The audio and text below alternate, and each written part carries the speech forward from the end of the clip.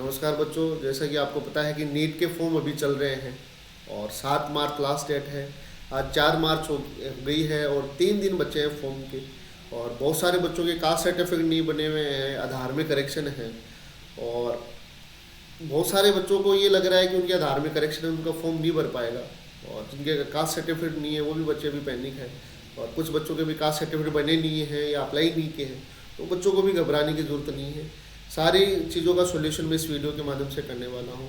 और कुछ गलतियाँ भी आप फॉर्म भरते समय कर रहे हैं, तो उन चीज़ों को भी मैं बताऊँगा क्या गलतियाँ आप फॉर्म भरते समय कर रहे हैं।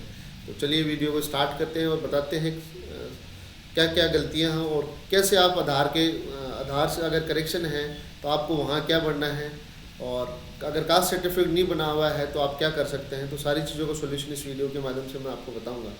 तो अगर जब नीट के फॉर्म में रजिस्ट्रेशन करते हैं और रजिस्ट्रेशन करने के बाद अब जब आप लॉगिन करते हैं एप्लीकेशन नंबर जो आप पासवर्ड सेट करते हैं, तो कुछ इस तरह का इंटरफेस आपको शो होता है। तो उसमें जो आपकी डिटेल डाली हुई है, आपका नाम है, फादर्स नेम है, डेट ऑफ बर्थ है, जेंडर है, जो आपका एड्रेस भरा है, वो सारी डिटेल इसमें ऑटोमेटिक सेकंड स्टेप में आपको भरा हुआ फिल शो हो जाता है। तो अगर आप नाम में गलतियां कर रहे हैं खुद के नाम में, तो ये करेक्शन का मौका खुद के नाम में नहीं देते हैं, क्योंकि आप रजिस्ट्रेशन करने के बाद भी आपका नाम खुद का करेक्शन नहीं कर पाएंगे। जब आधार से आप वेरीफाई कर देते हैं तो आपका नाम चेंजेस नहीं हो सकता। आगे करेक्शन टाइम में भी खुद का नाम मतलब करेक्शन करने का मौका कम ही मिलता है। तो अपने खुद का नाम आप ध्यान रखें, आपका डेट ऑफ बर्थ और फादर्स नेम, मदर्स नेम। बाकी चीज़ें आप चेंज कर सकते हैं करेक्शन टाइम में। तो बहुत सारे बच्चे क्या कर रहे हैं, जब स्टेट ऑफ एलिजिबिलिटी वाला ऑप्शन जो पूछा जाता है, जो आप ये देख रहे हैं स्क्रीन पे, इस वाले ऑप्शन में बच्चे क्या कर रहे हैं, जहाँ से 11th-12th किए हैं वो ऑप्शन वो स्टेट इसके अंदर डाल रहे हैं। आपको ऐसा नहीं करना है। जहाँ से आपने 11th-12th की है वो स्टेट इसमें नहीं बनना है। जहाँ के आप परमानेंट रहने वाले हो, आपका जो डोमिसाइल या मूल निवास जो बना हुआ है, वो स्टेट आपको इसके अंदर बढ़ना है, वरना आगे आपको दिक्कत हो सकती है काउंसलिंग समय में। तो आगे जहाँ से आपने 11th-12th की है, कुछ स्टेट में कोटा मिलता है लेकिन उसका रजिस्ट्रेशन अलग होता है। इसमें इस तरह का कोई ऑप्शन नहीं है। आपको जो भी स्टेट, जैसे आर्मी कोटा लेना है, 11th-12th का कोटा लेना है, या डिफेंस है, या ESIC कोटा है, इनके रजिस्ट्रेशन अलग होते हैं। ये सिर्फ नीट के एग्ज़ाम के लिए रजिस्ट्रेशन है, इसमें कोई कोटा नहीं लगेगा। इसके अंदर सिर्फ आपकी जो डिटेल है वही भरी जाएगी। कोटे के लिए जो भी आपका कोटा है, जिसके लिए आप एलिजिबल हो, उनका रजिस्ट्रेशन अलग अलग होता है। वो सारी आगे मैं वीडियो में बताऊँगा। तो इसके अंदर आपको वही स्टेट बनना है जहाँ के आप रहने वाले हो। दूसरा, अगर आपके पास कास्ट सर्टिफिकेट नहीं बना हुआ है तो आपको घबराने की जरूरत नहीं है। अगर आपने कास्ट सर्टिफिकेट के लिए अप्लाई कर दिया है तो उसकी रिसिप्ट भी आप इसके अंदर लगा सकते हैं। इसमें लिखा हुआ है I have applied but awaiting the certificate.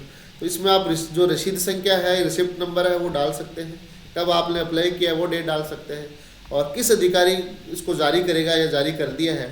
तो जैसे तहसीलदार या SDM स्तर का अधिकारी इसको जारी करता है, तो आपको SDM सीकर या जो भी का तहसीलदार है, तहसीलदार या SDM लिख के आगे आपको जो भी आपकी तहसील लगती है, डिस्ट्रिक्ट है, उसका नाम आपको यहाँ लिखना है। तो इन गलतियों का आप ध्यान रखें।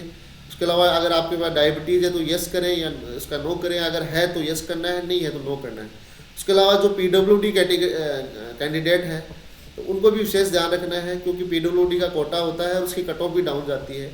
तो अगर आप यस करेंगे तो आपसे सर्टिफिकेट मांगा जाएगा, वो सर्टिफिकेट इसके अंदर अपलोड करना है। अगर आप PWD कैटेगरी से हैं तो आपको ये ऑप्शन यस करना है, नहीं है तो नो करना है। उसके अलावा जो मिनोरिटी है, मुस्लिम है, जैन है, सिख है, उनको इसका मिनोरिटी वाला ऑप्शन यस करना है, जिससे आपको मिनोरिटी का कोटा मिल सके।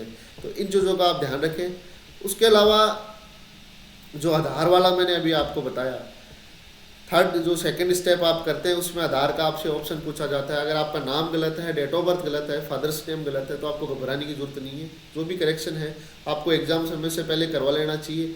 अगर आधार अपडेट नहीं है, बायोमेट्रिक अपडेट नहीं है, फ़ोटो चेंज, अभी फ़ोटो पुरानी है, तब भी आप इसमें आधार नंबर लगा के फॉर्म भर सकते हैं। अगर आपके करेक्शन है तो आपको अपना जब आधार नंबर डालते हैं, आपका जो उसमें वो वेरीफाई करता है आपके 10th के मार्कशीट से जो आपने फॉर्म भरा है, तो वो बताएगा कि अभी आपका आधार मिसमैच है। फिर आपसे वो पूछेगा कि आपका जो आधार में नाम है वो नीचे फिल करिए। तो वो नाम फिल करके आप उसको नेक्स्ट करके आपका आधार वेरीफाई हो जाएगा। उससे अगर कोई करेक्शन भी है तब भी कोई दिक्कत नहीं है, आप एग्ज़ाम से पहले उसको करेक्शन करवा सकते हैं। इससे आपका फॉर्म रिजेक्ट नहीं होगा, क्योंकि आधार आपका जो ऑथेंटिकेशन है, आपकी पहचान के लिए आपसे मांगा जा रहा है, क्योंकि वहाँ आपके बायोमेट्रिक या फेस कैप्चर से आपका एग्ज़ाम सेंटर में एंट्री होगी। अगर आधार में करेक्शन है तो आपको घबराने की जरूरत नहीं है। आप ये डिटेल, ये जो मेरा फॉर्म फिल किया हुआ है अभी, वो ऑप्शन शो नहीं हो रहे हैं।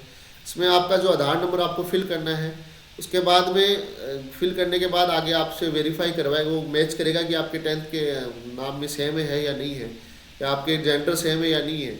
तो उसमें आपको बताएगा कि आपका आधार कार्ड में करेक्शन है।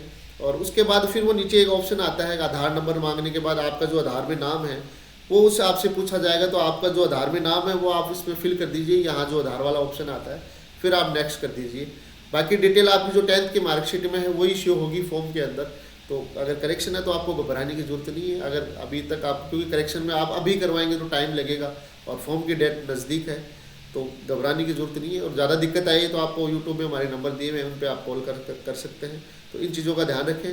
उसके अलावा एग्ज़ाम सेंटर है, आपका मीडियम हिंदी है तो हिंदी में दोनों बायलिंगुअल, दोनों लैंग्वेज आएगी, हिंदी इंग्लिश। इंग्लिश में ओनली इंग्लिश आएगी, और हिंदी में भरेंगे तो आपको दोनों लैंग्वेज आएगी और स्पेस भी आपको ज़्यादा मिलेगा, तो आप हिंदी भी भर सकते हैं।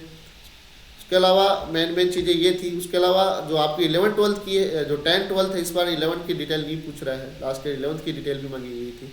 इस बार 10th-12th की डिटेल आपको भरनी है, जिस स्टेट से की है, जिस ज़िले से आपने की है, वो सारी चीज़ इसमें भरनी है। मार्क्स वगैरह, रोल नंबर का आप ध्यान रखें। तो ये सारी बेसिक सी जानकारी थी। फॉर्म को फिल करते समय इन चीज़ों का ध्यान रखें। बाकी आप कास्ट सर्टिफिकेट नहीं है तो आप पुराना सेंट्रल का कास्ट, अगर सेंट्रल का कास्ट सर्टिफिकेट नहीं है और अभी आपके पास स्टेट का है और आपने अभी अप्लाई कर दिया है तो आप उसकी रिसिप्ट लगा सकते हैं। उसके अलावा अगर आपके पास अभी अप्लाई भी नहीं किया है, स्टेट का बना हुआ, तो आप वो भी लगा सकते हैं। क्योंकि आपके पास जब ओबीसी और ईडब्ल्यूएस का जो कैंडिडेट है, अगर आपको सेंट्रल से या ऑल इंडिया से कॉलेज मिलती है तो उस टाइम आपके पास सेंट्रल का कास्ट सर्टिफिकेट होना चाहिए, वो भी 1 अप्रैल 2025 के बाद का। तो इस सर्टिफिकेट से कोई मतलब नहीं है जो अभी आप लगा रहे हैं। आपसे उसी टाइम जब काउंसलिंग होगी उसी टाइम जो आप सर्टिफिकेट आपसे मांगा जाएगा ईडब्ल्यूएस और ओबीसी कैटेगरी के लिए, वो 1 अप्रैल 2025 के बाद का आपसे मांगा जाएगा। क्योंकि लास्ट ईयर भी काउंसलिंग में ऐसा ही हुआ था, क्योंकि हम काउंसलिंग करते हैं तो हमें इन चीज़ों का पता है। तो लास्ट ईयर भी ऐसा ही हुआ था, बच्चों से 1 अप्रैल 2025 के बाद का मांगा गया था। अगर आपके पास स्टेट का है तो आप स्टेट के नंबर डाल के उसमें फॉर्म में आप अपलोड कर सकते हैं, कोई दिक्कत नहीं है, आपका फॉर्म इससे रिजेक्ट नहीं होगा। तो इससे घबराने की ज़रूरत नहीं है। अगर आपने अप्लाई कर दिया है तो उसकी रिसिप्ट भी आप इसमें लगा सकते हैं, उससे भी आपका फॉर्म रिजेक्ट नहीं होगा। इसमें जो मांग रहा है, क्योंकि रिजेक्ट तो वैसे भी नहीं होगा क्योंकि इन्होंने मांग रहा है। और आगे जब काउंसलिंग टाइम आपसे मांगा जाएगा तो स्टेट से, अगर ऑल इंडिया से कॉलेज मिलेगी तो आपके पास सेंट्रल का कास्ट सर्टिफिकेट मांगा जाएगा, और स्टेट से कॉलेज मिलेगी तो स्टेट का आपके पास कास्ट सर्टिफिकेट होना चाहिए। उसके अलावा SC/ST है तो इनके पास भी बहुत सारे बच्चों के पास सेंट्रल का नहीं बना हुआ, तो आप एक बार स्टेट का लगा दीजिए। आप बाद में सेंट्रल का बना सकते हैं, और काउंसलिंग टाइम में आपसे जब ऑल इंडिया से कॉलेज मिलेगी तो आपको सेंट्रल का दिखाना है, और स्टेट से मिलेगी तो स्टेट का कास्ट सर्टिफिकेट आपके पास होना चाहिए। तो ईडब्ल्यूएस, OBC, SC/ST और ये सारी कैटेगरी के अगर बच्चे हैं, इनके पास अगर कास्ट सर्टिफिकेट नहीं है तो आप स्टेट का अपलोड कर दीजिए, कोई दिक्कत नहीं है। क्योंकि फॉर्म में तो वैसे तो रूल के अकॉर्डिंग सेंट्रल का होना चाहिए, लेकिन आपके पास अभी नहीं बना हुआ है, तो अगर आप बनाने में भी टाइम लगेगा तो ये चीज़ें अपलोड कर सकते हैं। आपकी रिसिप्ट भी आप अप्लाई की लगा सकते हैं। तो काउंसलिंग टाइम में आपसे सेंट्रल का मांगा जाता है जब ऑल इंडिया से कॉलेज मिलती है, और स्टेट का रजिस्ट्रेशन अलग होता है। स्टेट कोटे में आपको कॉलेज मिलती है तो उसमें स्टेट का कास्ट सर्टिफिकेट आपसे मांगा जाएगा। तो घबराने की ज़रूरत नहीं है। और भी कोई फॉर्म में समस्या आ रही है तो आप हमारे नंबरों पे कांटेक्ट कर सकते हैं, उस समस्या का समाधान कर दिया जाएगा। और भी जो आगे फॉर्म आएंगे नीट से रिलेटेड, जो भी कोटा है आप जिसके लिए एलिजिबल है, आर्मी कोटा है, चाहे SIC हो, उसके अलावा डिफेंस कोटा है, और भी जो सारे कोटे हैं उनकी एक वीडियो में जब भी फॉर्म आएंगे उनका वीडियो मैं बनाता रहूँगा। तो इस तरह की जानकारी के लिए आप हमारे चैनल को सब्सक्राइब करें, शेयर करें, जिससे इस तरह की आपको जानकारियाँ मिलती रहें। धन्यवाद, थैंक यू।